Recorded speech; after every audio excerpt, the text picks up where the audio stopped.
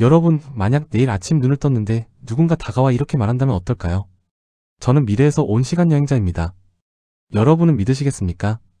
아니면 이거 사기 아니야? 하고 웃어 넘기실까요? 2009년 6월 28일 정오, 영국 케임브리지 대학. 세계적인 물리학자 스티븐 호킹 박사가 아주 특별한 파티를 준비했습니다.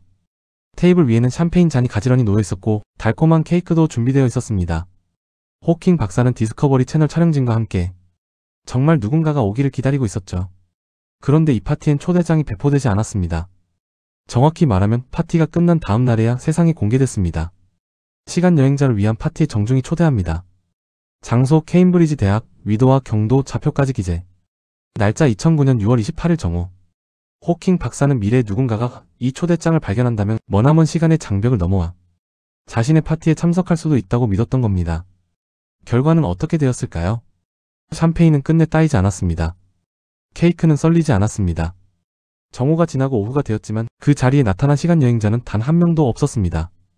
호킹은 미소 지으며 이렇게 말했습니다. 과거로의 시간여행은 불가능하다는 사실을 증명했습니다. 여러분은 어떻게 생각하시나요? 만약 과거로 오는 시간여행이 정말 가능하다면 이 파티에 최소한 한 사람쯤은 왔어야 하지 않았을까요? 역사 속의 인물 혹은 먼 미래 인류. 적어도 호기심 많은 누군가가 이 초대장을 보고 찾아왔어야 하지 않았을까요? 하지만 아무도 오지 않았습니다. 이 장난 같지만 진지한 실험은 우리가 시간여행을 이야기할 때 반드시 맞닥뜨리는 거대한 벽을 보여줍니다. 그런데 여기서 멈출 수는 없습니다. 여러분, 만약 제가 지금 이렇게 말한다면 어떨까요? 사실 미래로 가는 시간여행은 이미 가능하다. 네, 맞습니다. 과학적으로 엄연히 가능하다고 증명된 부분이 존재합니다. 실제로 우주비행사들은 지구로 돌아올 때마다 미세하지만 우리보다 미래로 더 나아간 상태로 돌아옵니다. 그렇다면 과거는 왜 안 되는 걸까요? 시간은 왜 한 방향으로만 흐르는 걸까요? 만약 우주의 법칙이 조금만 달랐다면 우리는 지금 다른 삶을 살고 있었을까요? 오늘의 다큐에서는 아인슈타인의 상대성 이론이 말하는 미래로의 시간여행, 스티븐 호킹이 실험으로 막아낸 과거로의 시간여행, 그리고 양자역학, 우주 팽창, 엔트로피가 만들어내는 시간의 화살, 마지막으로 패러독스와 상상력이 던지는 철학적 질문. 이 모든 걸 여러분과 함께 탐험할 겁니다. 그리고 마지막에 스티븐 호킹이 남긴 단 한 줄의 메시지를 소개할 겁니다. 그 메시지를 들으면 여러분은 지금 이 순간이 이미 시간여행이라는 걸 깨닫게 되실 겁니다. 자, 그럼 시작해볼까요? 만약 빛에 가까운 속도로 나는 우주선이 여러분 앞에 있다면 여러분은 과연 탑승하시겠습니까? 1년 뒤 돌아왔을 때 세상이 70년이나 흘러있다면 여러분은 그 모험을 선택하시겠습니까? 우리가 늘 공상과학 영화에서 보던 장면, 미래로 점프하는 시간여행. 이건 결코 허구만은 아닙니다. 이미 아인슈타인의 상대성 이론으로 예측되었고 실제로 실험으로도 검증된 사실이죠. 다만 우리가 상상하는 타임머신이 아닌 자연의 법칙이 허용하는 방식이라는 점이 다를 뿐입니다. 여러분, 혹시 쌍둥이 패러독스라는 걸 들어보셨나요? 쌍둥이 형제가 있습니다. 한 명은 지구에 남고 다른 한 명은 빛에 가까운 속도로 나는 우주선을 타고 여행을 떠나요. 그 우주선은 광속의 99.99%로 10년을 비행하고 돌아옵니다. 자, 그럼 두 사람은 어떻게 되었을까요? 지구에 남은 형은 머리가 희끗희끗해져 있을 겁니다. 하지만 우주선을 타고 갔다 온 동생은 고작 몇 년밖에 늙지 않았습니다. 형제인데 서로 나이 차이가 벌어져 버리는 거죠. 이게 바로 아인슈타인의 특수상대성 이론이 말하는 시간 지연 효과입니다. 빛의 속도는 누구에게나 항상 일정합니다. 이건 우리의 상식과 완전히 다릅니다. 예를 들어 기차가 시속 100km로 달리고 있을 때 기차 안에서 앞쪽으로 시속 20km로 공을 던지면 밖에서 보는 사람은 공이 시속 120km로 가는 걸 보죠. 그런데 빛은 다릅니다. 기차가 아무리 빨리 달려도 그 안에서 쏜 빛의 속도는 언제나 똑같습니다. 이 이상한 사실 때문에 움직이는 사람의 시간은 느리게 흐를 수밖에 없는 거예요. 이 개념은 영화에서도 자주 등장합니다. 특히 인터스텔라의 파도 행성 장면은 압권이었죠. 주인공 일행이 블랙홀 근처 행성에 잠깐 머무는 동안 우주선에서 기다리던 동료는 무려 수십 년을 홀로 보내야 했습니다. 이 장면이 충격적인 이유는 단순히 영화적 상상이 아니라 실제 과학 이론에 근거한 설정이기 때문입니다. 블랙홀처럼 중력이 강한 곳에서는 시간이 지구보다 훨씬 느리게 흐릅니다. 즉, 같은 일시간을 살아도 다른 곳에서는 수십 년이 흘러 있는 거죠. 여러분은 이렇게 말할지도 모릅니다. 그건 영화 얘기고 현실에선 불가능하잖아요. 정말 그럴까요? 아니요, 이미 현실에서도 증명되었습니다. 1971년 하피클과 키팅이라는 과학자가 원자시계 두 개를 준비했습니다. 하나는 지상에 두고 다른 하나는 비행기에 실어 지구를 한 바퀴 돌렸습니다. 비행 후 비교했을 때 비행기 속 시계가 아주 미세하게 느리게 간 것으로 나타났습니다. 아인슈타인의 예측과 정확히 일치했죠. 더 놀라운 사실, 여러분이 매일 쓰는 스마트폰 지도 앱에도 시간여행의 증거가 숨어 있습니다. GPS 위성은 지상보다 중력이 약한 궤도에 있어 시간이 지상보다 더 빠르게 흐릅니다. 만약 매일 시계 보정을 하지 않는다면 내비게이션은 순식간에 수백 미터 오차를 내버립니다. 즉, 우리는 매일같이 시간의 흐름이 다른 세계와 교류하고 있는 겁니다. 그리고 국제우주정거장 ISS에서 생활하는 우주 비행사들도 마찬가지입니다. 그들은 지구보다 아주 약간이지만 느리게 시간여행을 하고 있죠. 세상에서 가장 먼 미래로 간 사람은 아이러니하게도 바로 우주 비행사들인 셈입니다. 혹시 궁금하실 분들을 위해 아주 간단한 수학 공식 하나 소개할게요. 특수상대성 이론에 따르면 움직이는 물체의 시간은 이렇게 늦춰집니다. 속도가 빛의 속도에 근접하면 할수록 시간이 느려지는 거죠.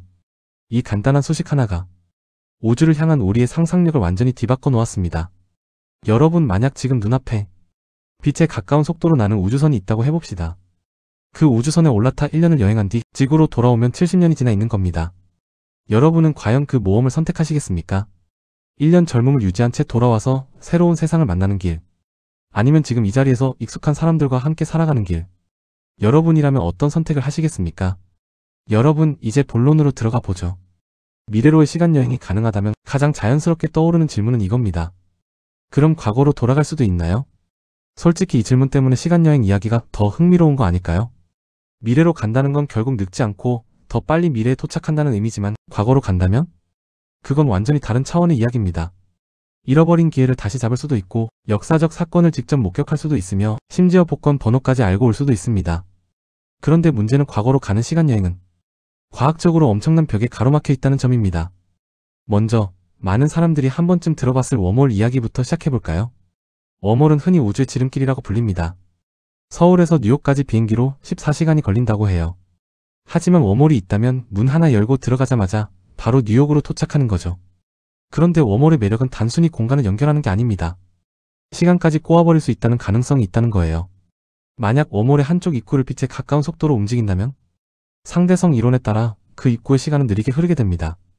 결국 두 입구의 시간이 달라지고 웜홀을 통과하면 과거로 나올 수도 있다는 계산이 나오죠. 여러분, 상상해보세요. 하나는 현재, 다른 하나는 과거에 연결된 웜홀. 마치 영화 인터스텔라에서 책장이 흔들리던 장면처럼 우리가 알지 못하는 시간의 통로가 어딘가에 열려있다면 어떨까요? 다음은 티플러 원통입니다. 프랭크 티플러라는 물리학자가 제안한 개념이에요.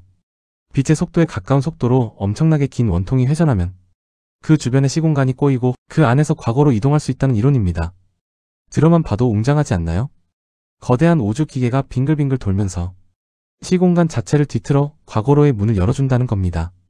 하지만 문제는 그 원통의 길이가 무려 수천 광년이나 되어야 한다는 겁니다. 게다가 밀도도 상상을 초월해야 하고 현재 인류의 기술력으로는 애초에 불가능한 이야기죠. 세 번째는 조금 생소할 수 있습니다. 바로 우주끈입니다. 우주끈은 빅뱅 직후 우주가 팽창하면서 남았을 수도 있다고 가정되는 초밀도의 1차원 구조물입니다. 머리카락처럼 얇지만 그 안에 태양 수십 개의 질량이 응축돼 있다는 계산이 나옵니다. 이 우주끈이 시공간을 심각하게 왜곡하기 때문에 특정한 방식으로 배치된다면 시간여행이 가능할지도 모른다는 이론이 있어요. 하지만 문제는 역시 똑같습니다. 아직까지 그런 우주끈이 발견된 적이 없다는 겁니다. 즉, 종이에만 존재하는 아이디어일 뿐 현실에서는 그림의 떡이죠. 이쯤에서 다시 등장하는 이름이 있습니다. 바로 스티븐 호킹. 호킹은 과거 여행을 강하게 의심했습니다. 그는 이렇게 말했어요.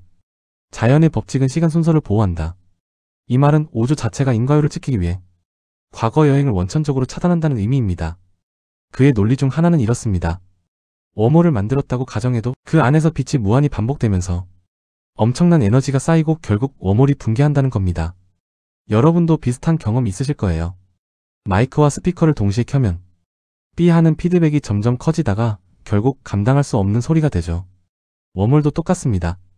결국 무너지게 된다는 겁니다. 설사 과거 여행이 가능하다고 해도 더 큰 문제가 기다리고 있습니다. 바로 역설 패러독스이죠. 할아버지 역설. 내가 과거로 가서 할아버지를 없애면 아버지는 태어나지 않고 나도 존재할 수 없습니다. 그렇다면 누가 과거로 간 걸까요? 자기 살해 역설. 미래의 내가 과거의 나를 없앤다면?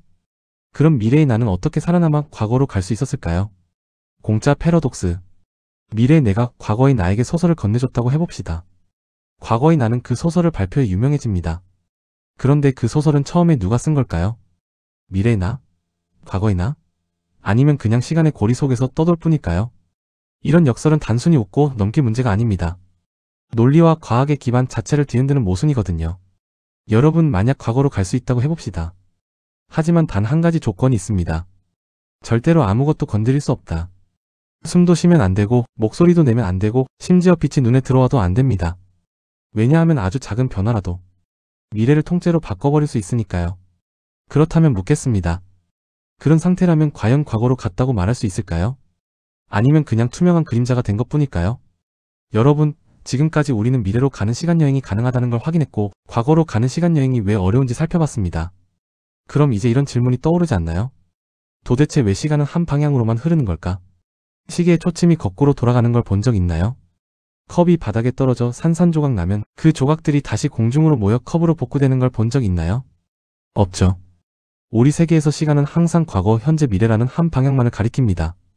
이 현상을 우리는 시간의 화살이라고 부릅니다. 먼저 양자역학의 시간 화살입니다.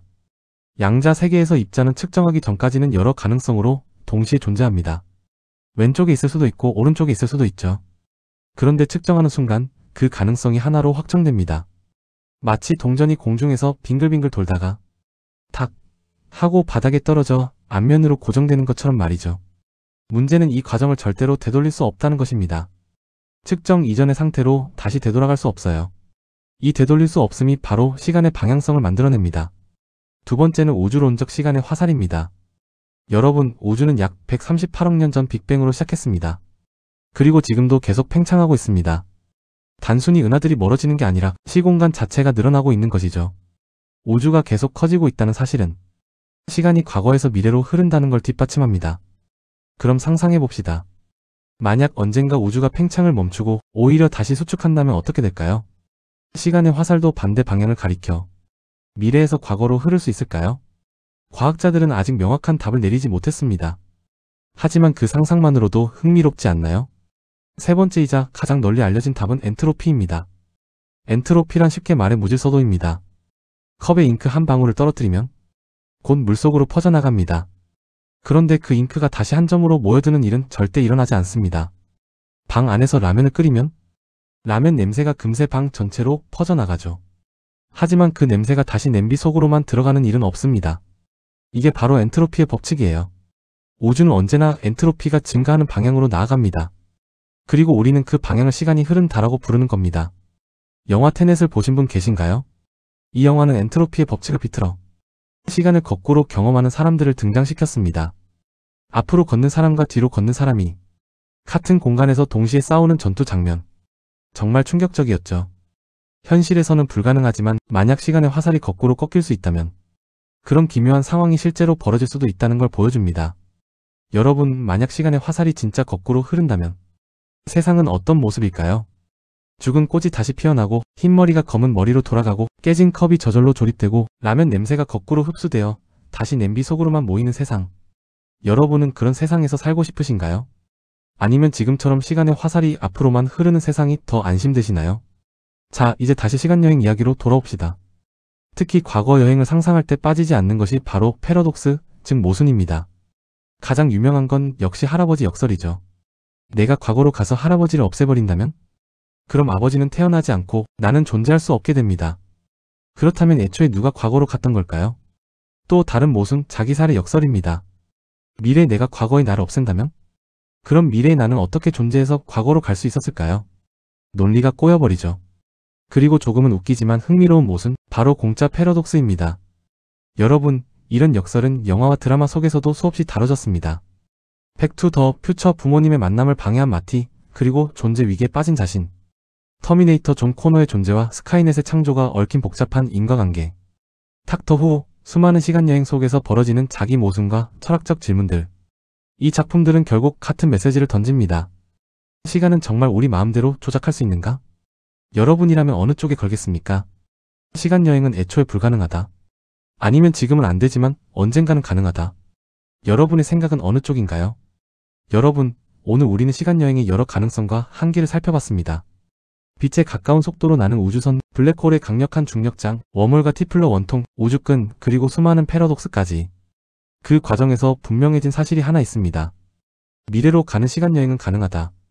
실제로 우주 비행사들은 국제우주정거장에서 생활하는 동안 지구에 있는 우리보다 아주 약간 덜 늙고 돌아옵니다. 그건 미세하지만 엄연한 시간여행이죠. 하지만 과거로 가는 시간여행은 불가능하다. 적어도 지금 우리가 알고 있는 과학의 언어로는요. 스티븐 호킹의 시간 순서 보호 가설은 자연의 법칙 인과율을 지키기 위해 과거 여행 자체를 허락하지 않는다고 말합니다. 그리고 수많은 역설들이 그것을 증명하듯 우리 앞을 가로막습니다. 할아버지 역설, 자기살이 역설, 공짜 패러독스. 그 어떤 경우에도 논리적 모순을 피할 수 없습니다. 마치 우주는 우리에게 이렇게 속삭이는 것 같습니다. 미래로는 가도 좋다. 하지만 과거로는 오지 마라. 그렇다면 여기서 더 근본적인 질문을 던져봅시다. 시간이란 대체 무엇일까요? 뉴턴은 시간을 절대적인 무대라고 보았습니다. 무대 위에 배우들이 아무리 뛰어다녀도 무대 자체는 그대로 존재하는 것처럼 말이죠. 칸트는 시간을 인간의 의식 속에서만 존재하는 형식이라고 주장했습니다. 둘은 하나보다 많다처럼 경험하지 않아도 아는 지식처럼 시간 역시 인간이 세상을 이해하기 위해 사용하는 틀이라는 겁니다. 아인슈타인은 이 두 가지 개념을 완전히 무너뜨렸습니다. 그의 특수 상대성 이론은 움직이는 사람의 시간은 느려진다고 했고 일반 상대성 이론은 질량이 있는 물체가 시공간을 휘게 만든다고 했습니다. 시간은 절대적인 무대가 아니었고 인간의 마음속 형식만도 아니었습니다. 시간은 우주와 물질이 함께 짜낸 직물이었던 겁니다. 그리고 통계역학이 우리에게 알려줍니다. 시간은 엔트로피가 증가하는 방향으로 흐릅니다. 깨진 컵은 절대 저절로 복구되지 않고 라면 냄새는 절대 다시 냄비 속으로만 모이지 않으며 죽은 꽃은 저절로 다시 살아나지 않습니다. 우주 전체가 엔트로피 증가라는 거대한 흐름 속에서 과거, 현재, 미래로 흘러가고 있는 겁니다. 스티븐 호킹은 생애 동안 블랙홀과 시간, 우주의 기원과 끝을 연구했습니다. 그가 남긴 가장 유명한 말 중 하나는 바로 이것입니다. 과거로의 시간여행은 불가능할지 몰라도 우리는 모두 미래로 향하는 여행자다. 이 말이 무슨 뜻일까요? 사실 여러분은 지금 이 순간에도 이미 시간여행을 하고 있다는 겁니다. 하루하루 늙어가며 시계를 보며 분과 초를 세며 우리는 모두 미래로의 여행을 떠나고 있는 겁니다. 이제 마지막으로 여러분께 묻겠습니다. 여러분은 시간을 그냥 흘려보내는 관찰자로 남으시겠습니까? 아니면 시간을 활용해 미래를 개척하는 주인공이 되시겠습니까? 어차피 우리는 모두 미래로 가는 시간여행자입니다. 하지만 그 여정에서 어떤 선택을 하느냐는 전적으로 우리 각자의 몫입니다. 오늘의 탐험이 흥미로우셨다면 좋아요와 구독 꼭 눌러주시고 댓글로 여러분의 생각을 남겨주세요. 다음에도 더 신비롭고 더 흥미로운 주제로 찾아뵙겠습니다. 그럼 지금까지 미스터리 속으로였습니다.